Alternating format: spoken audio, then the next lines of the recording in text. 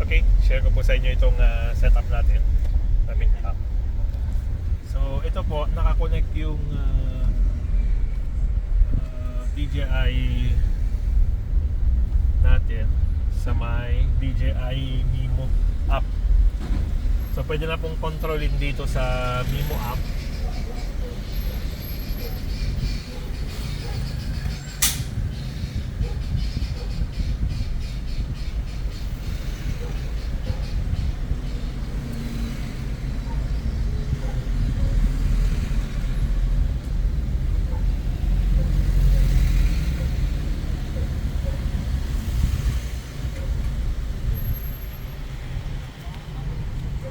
Okay. So, pwede na po tayo dito mag-stop, start.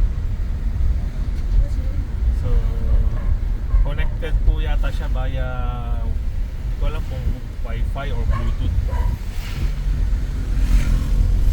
Ang pan lang po dyan is yung pinaglagyan natin na magnetic handle is actually galing po sa binili nating lalagyan ng Starlink Mini sana, pero nung nakita nating pwede dyan, so minodify na lang natin, naglagay tayo ng mga bolt holes para doon sa connection nung binili nating mounting. Yung mounting po natin na yan is para po yan sa talaga sa may